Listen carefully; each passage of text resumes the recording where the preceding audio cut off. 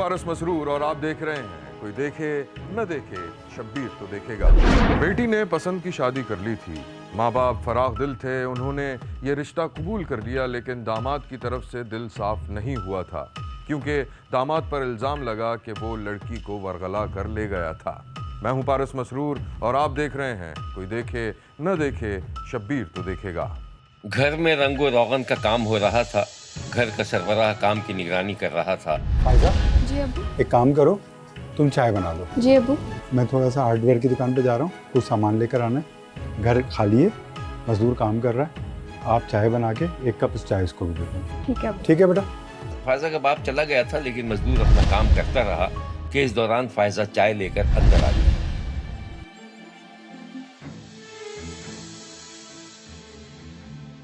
ये चाय रखिए। अच्छा शुक्रिया, मैं पी लूँगा, रख दें आप। कलर कैसा लग रहा है? अच्छा लग रहा है। आप ठेके पे काम करते हैं? हाँ बस रोटी रोजी के लिए करना पड़ता है। अच्छा, किस चीज़ की ज़रूरत हो तो मांग लेना। वैसे नाम क्या है तुम्हारा? वहीद। ठीक है वहीद। वैसे लगता नहीं है कि तुम मजदूर हो। क्यों? पढ़े लिखे लगते हो। हाँ मैट्रिक किया था मैंने, फिर उसके बाद कोई नौकरी नहीं मिली तो सोचा अपना काम स्टार्ट करें। अच्छी बात है। रहते कहाँ? हाफिज़ाबाद। इतना दूर से आते हो? बस कमाने के लिए कहीं पे भी जाना पड़ता है, क्या करें। अच्छा वो सेठ साहब होंगे? अब्बू? वो तो अभी दुकान तक गए हैं। अच्छा ठीक है ठीक है ठीक है, मेरे काम से करेंगे। मुझे रंग की कुछ चीज़ें चाहिए थी, वही लेने गए।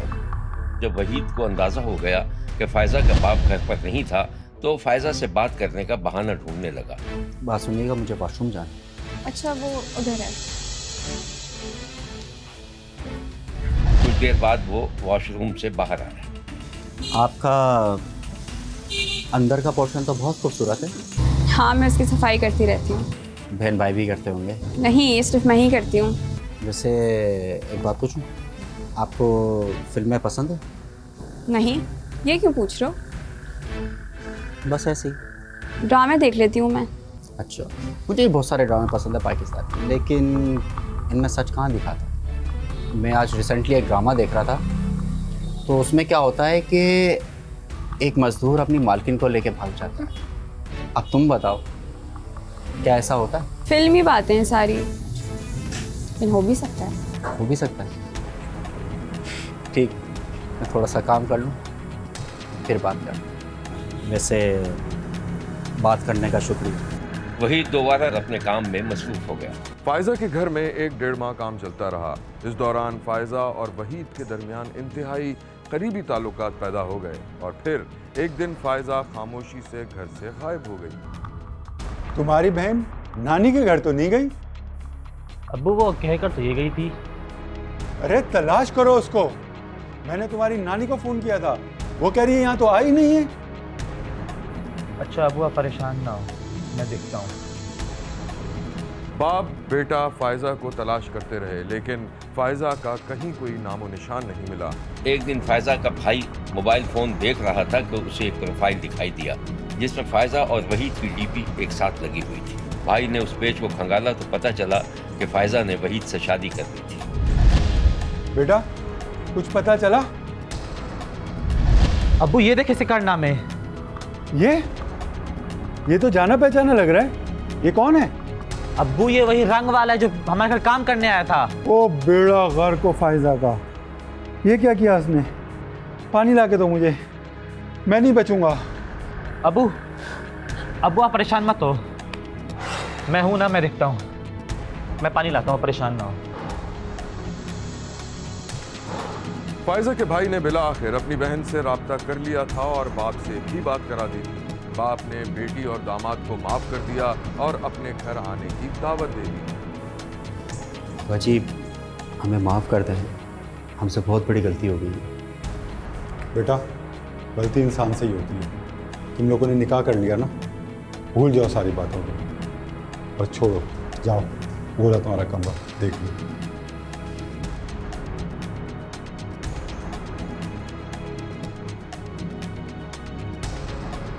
शब्बीर को पता चला है कि फायजा के बाप ने दामाद और बेटी को कमरे में कैद करके तलाक दिलवाने का मंसूबा बनाया था, लेकिन दामाद से झगड़ा हो गया।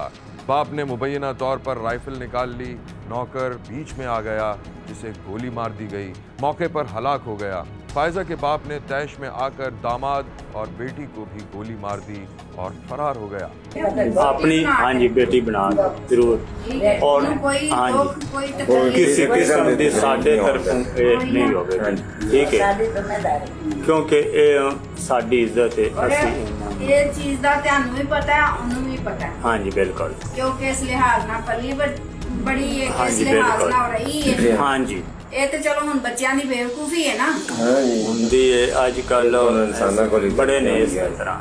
ਹਾਂਜੀ अल्लाह पाक अपनी हिफ्ज़ मान च रखे। आफताबाद में ये 10 जून को ये जाते हैं, मियाँ बीवी तारिक और उसकी बेगम, और उसको जाके वहाँ पे बताते हैं उनकी फैमिली को कि जी हमने आपको दिल से दामाद मान लिया है, तो आप बच्ची को रवाना कर दें, तो हम मुहर्रम से पहले जो है इनको दोबारा आपको इसकी रुखसती कर दें। इसके ऊपर जो वो हैं वो फैमिली वो मानती नहीं है, लेकिन वो उनको शक होता है, लेकिन वो अपने बेटे को इनके साथ रवाना करते हैं। 10 जून की रात को ये अपने जो दामाद है और अपनी बेटी को घर ले आते हैं और वहाँ पर लाकर उनको हद से बेजा में रख लेते हैं और कहते हैं कि तुम उसको तलाक दो। जिसके ऊपर ना लड़की मानती है ना लड़का मानता है, उसको प्रेशराइज़ करते रहते हैं।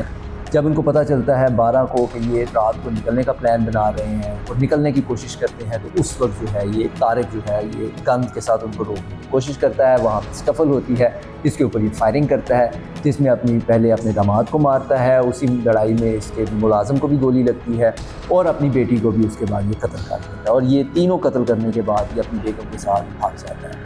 पुलिस जो है वो FIR रजिस्टर करती है, तफ्तीश का आगाज़ करती है और सिर्फ 24 घंटे के अंदर वो हम मेन मुलज़िम तारिक को पकड़ते हैं। तारिक भी गिरफ़्तार हो चुका है, उसकी बीवी भी गिरफ़्तार हो चुकी है और अब कानून के मुताबिक वो चालान अदालत जमा कराया जाए।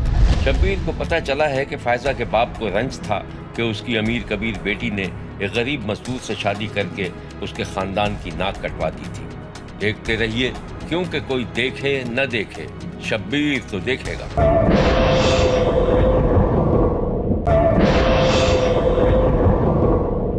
खानेवाल में एक शख्स महज इस नीयत से आया था कि वहाँ उसकी एक दोस्त रहती थी जिसने उससे तोहफे की फरमाइश कर रखी थी। तैयब नामी शख्स पेशावर में जूते की दुकान पर काम करता था और लड़की से उसकी मुलाकात उस वक्त हुई थी जब वो घूमने के लिए खानेवाल से पेशावर गई थी। मैं हूँ पारिस मसरूर और आप देख रहे हैं कोई देखे न देखे, शब्बीर तो देखेगा। जूते की दुकान पर तैयब एक लड़की को मुख्तलिफ सैंडल्स दिखा रहा। अच्छी लग रही है। नहीं, दूसरा दिखाओ। दूसरी दिखा तो दूंगा, लेकिन वो फिर महंगी पड़ेगी आपको। ये ले। हाँ, अच्छी लग रही है, लेकिन पैसे कम करो। चले आप 100 रुपये कम दे देना। 100 रुपये क्यों? वही दूंगी 800 रुपये। अरे आप मुफ्त में ले जाएं, कोई बात नहीं। मुफ्त में और इतनी सी चीज़? अरे इससे महंगी चीज़ आपको दे देंगे। आप पहली बार पेशावर जो आई हैं। हाँ, घूमने आई हूँ। अरे फिर तो आप हमारी मेहमान हैं, आए आपको चाय पिलाएं। नहीं, बहुत शुक्रिया। अच्छा ये लें, ये मेरा कार्ड है, मेरा ऑनलाइन काम भी है, आप मुझे कॉल करना, मैं आपको भिजवा दूँगा। अच्छी बात है, थैंक यू। ठीक है, ये ले आपकी सैंडल। Thank you. ये आपकी अपनी दुकान है, अगर आपको कोई भी काम हो तो मुझे कॉल करना, मैं भिजवा दूँगा। हाँ, मगर मैं तो बहुत दूर रहती हूँ, खानेवाल में। अरे आप अच्छी बहुत हो, मैं आपके लिए वहाँ भी आ सकता हूँ। तो बिस्मिल्लाह, अल्लाह हाफ़िज़। खानेवाल की लड़की और तैयब में आहिस्ता आहिस्ता अच्छी खासी दोस्ती हो गई और तैयब अपने दोस्त को महंगे महंगे तोहफे भेजने लगा। शब्बीर ने देखा कि तैयब ने लड़की को फ़ोन किया तो लड़की कुछ नाराज़ सी दिखाई दी। हेलो। हेलो, अस्सलाम वालेकुम। वालेकुम अस्सलाम। ईद मुबारक। मैं नाराज़ हूँ तुमसे, ऐसी सूखी सूखी ईद मुबारक। अरे नाराज़ मत हो यार, मैं भी आ रहा हूँ खानेवाल, तुम मिलोगे ना मुझे? अरे मजाक कर रही हूँ, तुम बहुत अच्छे आदमी हो। अरे अच्छा, अब तो मुबारकबाद कबूल कर लो। खैर मुबारक। क्या लाऊं तुम्हारे लिए? मैं मैसेज कर दूंगी, ठीक है? चलो ठीक है, ये बताओ कि घर तो तुम मुलाकात करोगे, मुझे मिलोगी कहाँ पे? अरे तुम आओ तो सही, मुलाकात भी हो जाएगी। बस ठीक है, फिर मैं परसों आ रहा हूँ। अल्लाह हाफ़िज़। ओके, अल्लाह हाफ़िज़। तैयब ने फैसला कर लिया था कि वो खानेवाल जाएगा और अपनी महबूबा को कीमती तोहफे देगा, लेकिन सवाल ये था कि तोहफे के लिए पैसे कहाँ से आएंगे। उसने जहन में एक मंसूबा बनाया हुआ था। तैयब बस से उतरा और सवारी तलाश करने लगा। थोड़ी ही दूर उसे एक रक्षा नजर आया और वो रक्षे के पास गया तो ड्राइवर सो रहा था। तैयब ने उसे जगा दिया। चलोगे? कहाँ जाना है बेटो? ये बस आगे बाजार तक जाना है। बेटे चलो चलो। तैयब ने उसे जगह बताई, किराया तय किया और फिर रक्षा चल पड़ा।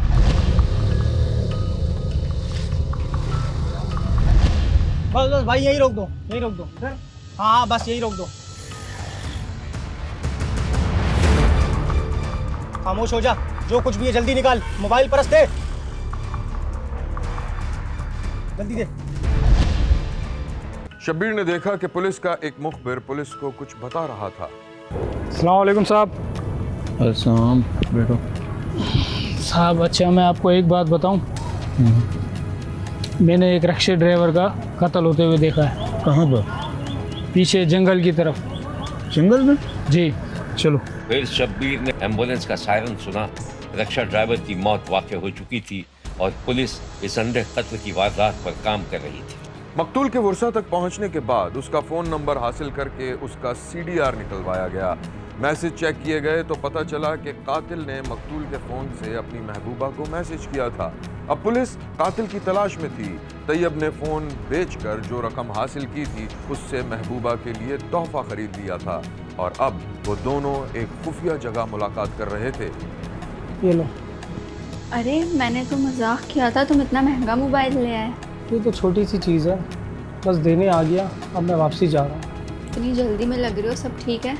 नया शहर है, तुमसे वादा भी किया था, अब फिर कभी आऊँगा। मेरी बस का टाइम भी हो गया। ठीक है, थैंक यू सो मच। मुझे कब लेके चलोगे पेशावर? मैं थोड़ा इंतज़ार करो, ले जाऊँगा। तैयब ने भी एक रक्षे की सवारी ली और बस स्टैंड पर पहुंच गया। उसे क्या पता था कि पुलिस उसका इंतजार कर रही थी। जैसे ही वो रक्षे से उतरा, पुलिस ने उसे धर लिया। क्या हो गया भाई, क्यों पकड़ रहे हो? खैरियत तो है? क्या हुआ है? चल बेटा, तेरे को थाने चल के बताएंगे। चल तू। अरे सर क्या हो गया? सर थाने चल। पंजाब पुलिस है भाई। पुलिस तैयब को अपने साथ ले गई। ब्लाइंड मर्डर को ट्रेस किया। इसमें जो एक्यूज था तैयब, जो कि साबका रिकॉर्डी था, उसको गिरफ्तार किया। उससे जो वेपन था उसने यूज़ किया, पिस्टल, वो भी रिकवर किया और जो मकतूल था उसका मोबाइल फ़ोन भी रिकवर किया। पंजाब के मुख्तलिफ अजला में रेड किए। तो ये एक इंतहाई अहम केस था जिसमें पुलिस ने बड़ी मेहनत के साथ इसको ट्रेस किया और मुल्ज़मान को चालान किया है और इंशाअल्लाह हम मुल्ज़मान को इसमें सज़ा कराएंगे। अपनी महबूबा को महंगा तोहफा देने की ख्वाहिश रखने वाले आशिक ने न सिर्फ डकैती की बल्कि एक गरीब रक्षा ड्राइवर की जान भी ले ली थी और पकड़ा गया था। देखते रहिए, क्योंकि कोई देखे न देखे, शब्बीर तो देखेगा।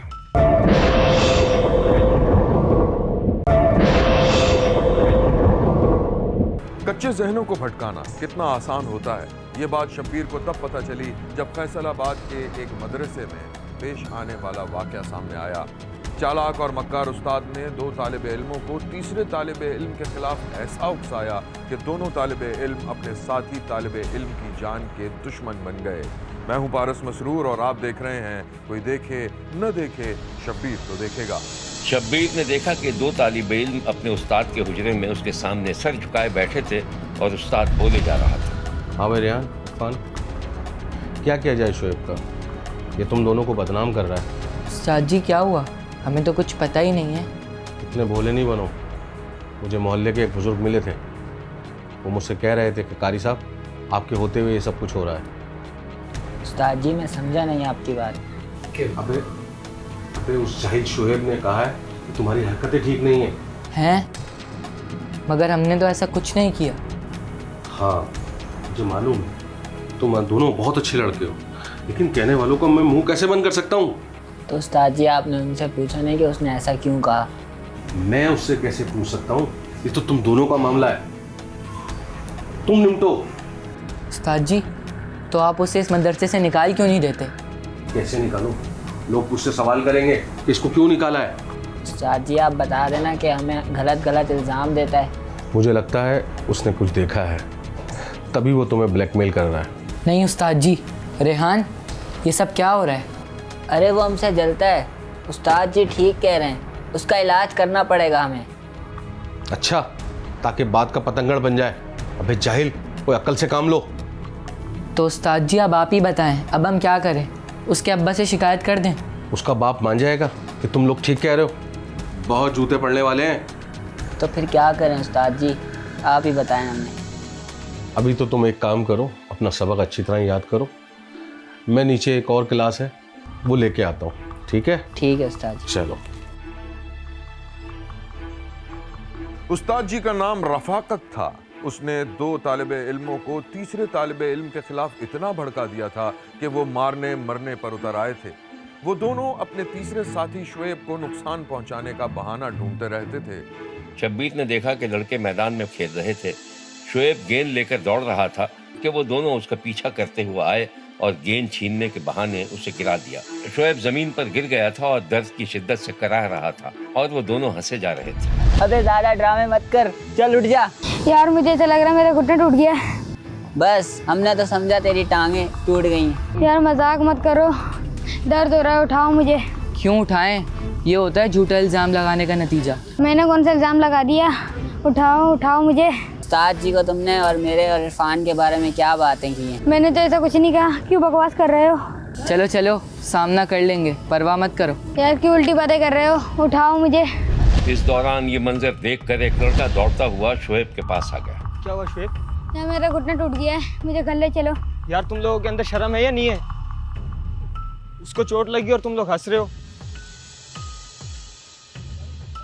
चलो शुएब खड़े हो, आराम से। ये चीज, टांग सीधी।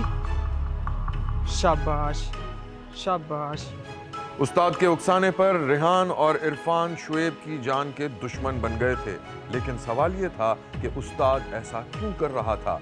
शब्बीर ने एक दिन देखा कि मदरसे में सन्नाटा था। शुएब बस्ता बगल में दबाए आ रहा था कि उस्ताद जी ने देख लिया। आज तुम्हें देर नहीं हो गई?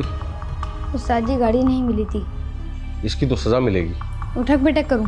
उठक बैठक नहीं करो, मेरे साथ चलो, टांगे दबानी है। लेकिन उस्ताद जी मुझे टांगे दबानी नहीं आती, मैं उठक बैठक कर लूं? तुम बहुत बहस नहीं करने लगे मुझसे? लेकिन उस्ताद जी मेरे हाथ तो छोड़ें। मुझसे बहस कर रहे हो? नहीं छोड़ता हूँ, मैं कह रहा हूँ मेरे साथ चलो। नहीं उस्ताद जी मेरा हाथ तो छोड़ें। शुएब खौफजदा था, उसने उस्ताद से हाथ छुड़ाया और तेजी से भाग गया। शुएब, शुएब इधर आओ, मैं मजाक कर रहा था तुमसे। शुएब। उस्ताद को अंदाजा हो गया था कि शागिर्द उसके मुबैना गलत इरादे को भांप गया था। अब उसे ये खौफ पैदा हुआ कि वो कहीं घर जाकर बाप से उस्ताद की शिकायत न कर दे। ऐसी सूरत में उस्ताद कहीं मुंह दिखाने के काबिल नहीं रहेगा। उस्ताद ने खुद तो कुछ नहीं किया, लेकिन रेहान और इरफान को शुएब के खिलाफ मजीद भड़का दिया और दोनों लड़कों को इस बात पर आमादा कर लिया कि वो उसे रास्ते से हटा दें।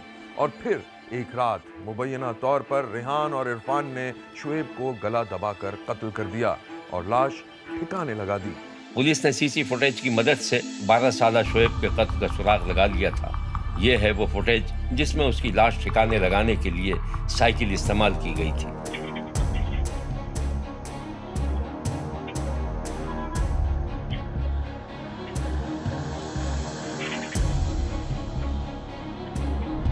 बहुत बड़ी मेरे नाल ज्यादती हुई। मेरे नाल बहुत बड़ा कारी ने धोखा किया। मेरा मासूम बच्चा और इन्हें कारी ने मार को जोर के छोड़ दिता खाने दे विच जाके। मेरे नाल बहुत बड़ी ज्यादती की है।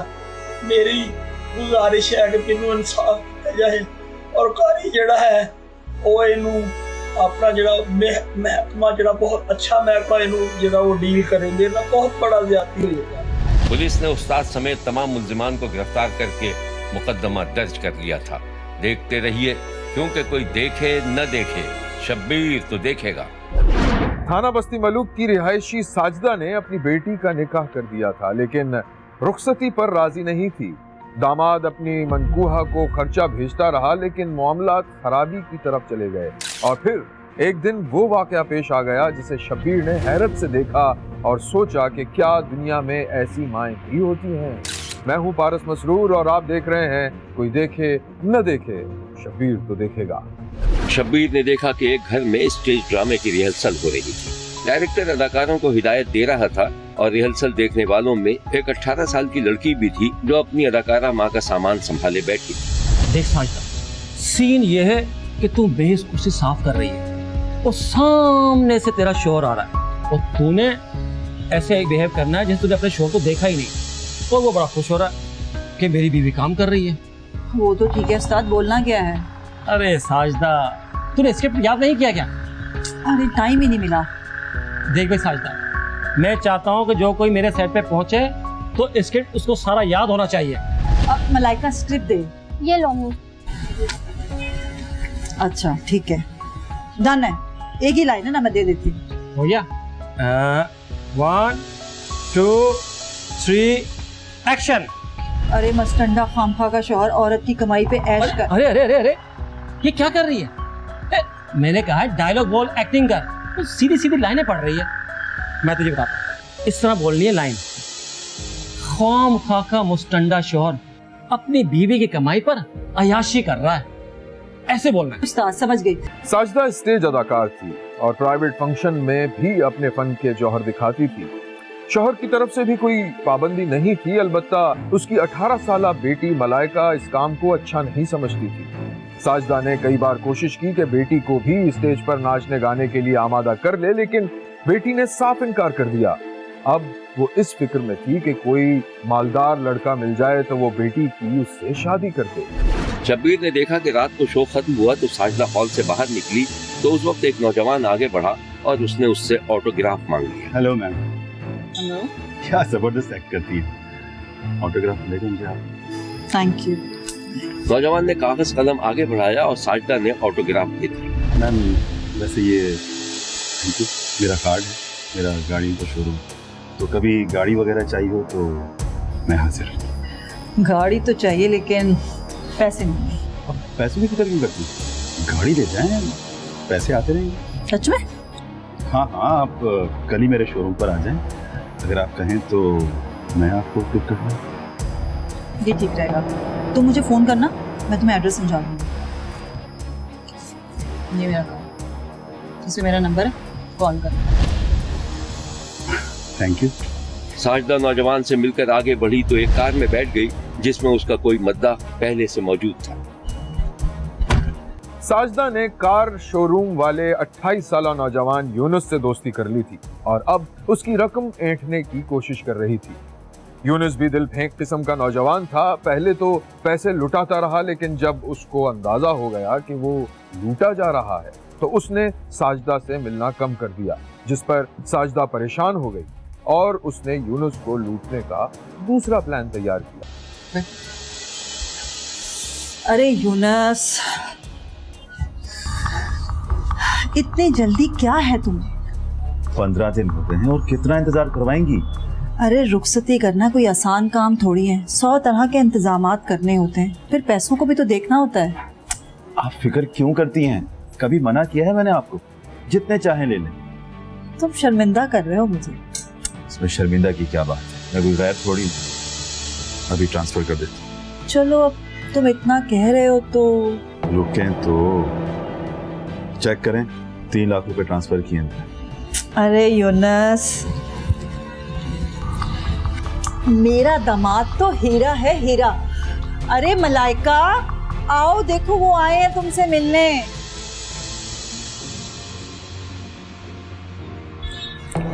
अस्सलाम वालेकुम। वालेकुम अस्सलाम। अच्छी लग रही।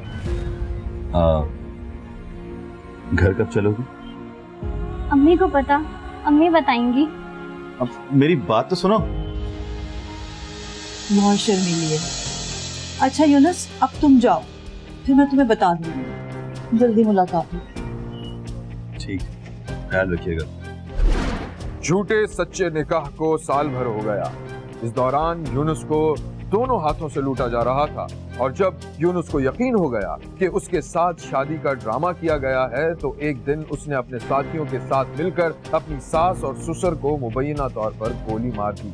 पुलिस ने मुलजिमान को गिरफ्तार कर लिया। ये कत्ल जो है अपनी नौयत का अंधा और दोहरा कत्ल था, ब्लाइंड मर्डर था। शारे आम के ऊपर एक मर्द और एक औरत को फायर आर्म इंजरी से कत्ल कर दिया जाता है। इसकी असैसिनेशन के बाद 1-5 की इतला पाकर पुलिस मौके पे पहुंचती है। सीनियर अफसरान फॉरेंसिक टीम में CRO मौके पे पहुंचते हैं। CIA प्रोफेशनल टीम मौके पे आती है सदर डिवीज़न की और इसके ऊपर काम स्टार्ट हो जाता है। इसको हमने थ्रू CDR मोबाइल डाटाज और CCTV फुटेज आइडेंटिफाई किया। उस आइडेंटिफिकेशन के बाद इसको वर्कआउट किया। मुकदमा वर्कआउट होने के बाद एक करैक्टर जो सामने आया वो यूनस था। यूनस की असिस्टेंस के लिए 2 लोग और मौजूद थे, नवीद और ग़ुलाम यासीन, जिनकी असिस्टेंस से एक आइसोलेटेड वीराने में बुलाकर दोनों को, मर्द और औरत दोनों को, आमिर और साइदा, इनको कत्ल कर दिया गया। यह कत्ल थाना बस्ती मुलूक के इलाके पुल 7 फैज के करीब हुआ था। मुल्जिम ने इतराफ जुर्म करते हुए ये इल्ज़ाम भी लगाया कि साजिदा ने अपनी बेटी को नशे का आदी बना दिया था और वो भी इस खेल में शरीक थी। देखते रहिए, क्योंकि कोई देखे न देखे, शब्बीर तो देखेगा।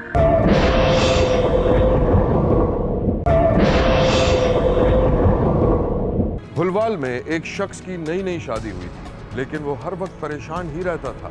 चूंकि ये पसंद की शादी थी, इसलिए बीवी अपने शौहर के रवैये से तंग आती जा रही थी और पूछती रहती थी कि जब उसको परेशान ही रहना था तो शादी क्यों की थी। मैं हूं पारस मसरूर और आप देख रहे हैं कोई देखे न देखे, शब्बीर तो देखेगा। एहसन शाम को घर लौटा तो बीवी पहले ही गुस्से में थी। उसे देखकर मजीद उलझ गई। इतनी देर? हाँ बस। हाँ बस क्या? कहाँ थे? काम था यार। काम? कौन सा काम? बस छोड़ो भी, मुझे सोने दो। अच्छा जी, इतनी लेट आने के बावजूद भी जनाब को सोना है? वाह भाई वाह, बहुत खूब। थक गया हूं मैं, कुछ घंटे सो जाओ। हाँ क्यों नहीं, जरूर। बीवी पांव पटकते हुए चली गई। थोड़ी देर में उसने खामोशी से कमरे में झांक कर देखा, उसका शौहर नींद में बड़बड़ा रहा था। वो खासा खौफजदा नजर आया।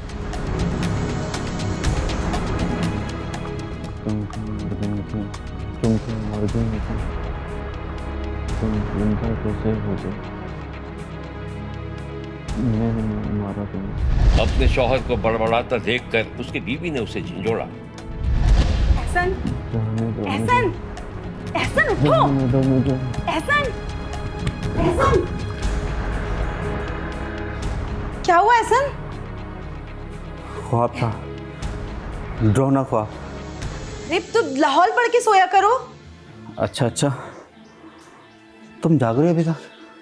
तो कौन सी आधी रात हो गई है, लाइट ऑफ कर दूं? नहीं नहीं, चलने दो। बीवी चली गई तो ऐसा उठकर बैठ गया। उसे अपना ख्वाब याद आ रहा था जिसमें वो एक औरत को मोटरसाइकिल पर लेकर एक सुनसान इलाके की तरफ जा रहा था। फिर उसने मोटरसाइकिल रोकी और वहाँ एक और आदमी खड़ा था। फिर वो औरत उन दोनों से बचकर भागती दिखाई दी और आगे जाकर गिर पड़ी। ख्वाब में यह मंजर देखकर एहसन कांप उठा। तुम्हें तो बहुत नींद आ रही थी, सोई नहीं अभी तक? गायब हो गई नींद, अब नहीं आ रही। जी तुम्हारी तबीयत कुछ ठीक नहीं लग रही, कहीं नशा वशा तो नहीं करके आ गए कोई? पागल हो गई है क्या? थका हुआ हूं थोड़ा, पानी दो।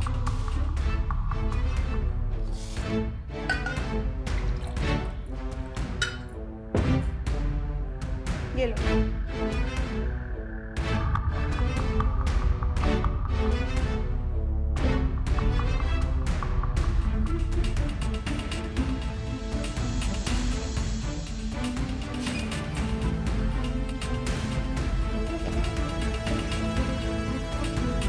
बीवी चली गई और एहसन बहुत देर तक परेशानी के आलम में टहलता रहा। किस्सा कुछ यूं था कि एहसन ने खामोशी से दूसरी शादी कर ली थी और अब उसे खौफ था कि अगर उसकी पहली बीवी को पता चल गया तो एक हंगामा खड़ा हो जाएगा। उसने दूसरी शादी के लिए ये शर्त मान ली थी कि वो पहली बीवी को तलाक दे देगा, लेकिन वो अभी तक ऐसा नहीं कर सका। एहसन फारिग बैठा हुआ था कि ख्यालों में खो गया। शब्बीर ने देखा कि वो बीवी से छुपकर किसी से राजदाराना अंदाज में फोन पर बात कर रहा था कि बीवी ने दरवाजे की ओर से सब कुछ सुन लिया। वो तनतनाती हुई शौहर के पास आई और उससे उसका फोन छीन लिया। किससे बातें कर रहे थे? फोन दो मेरा। मैंने सब कुछ सुन लिया है। कौन थी ये? दोस्त थी मेरी। अच्छा, तो तुम दोस्त से कह रहे थे कि उससे शादी करोगे? हाँ कह रहा था। क्या कर लोगी तुम? तो पहले मुझे मेरा हक मेहर दो, उसके बाद जो दिल में आए वो करते रहना। कौन सा हक मेहर? पागल हो गई क्या? तो फिर तुम मुझे शादी करके दिखाओ। मुझसे बहस नहीं करो, तुम्हें पता मैं कर भी लूंगा। हाँ हाँ, मैं भी देखती हूँ कि कैसे करोगे। एहसन ख्यालों से निकला तो उसकी दूसरी बीवी उसके सामने खड़ी थी। किससे बातें कर रहे हो? किसी से नहीं। अरे कब से बड़बड़ा रहे हो तुम? सब सुन रही थी मैं। कान बज रहे होंगे तुम्हारे। मैं किसी से बात नहीं कर रहा। मुझे तो लगता है तुमने उसको तलाक दी ही नहीं है, तभी तो इतनी टेंशन में रहते हो हर वक्त। सच बताओ क्या मामला है? गलतफहमी है तुम्हारी। कब का छोड़ चुका हूं मैं उसे।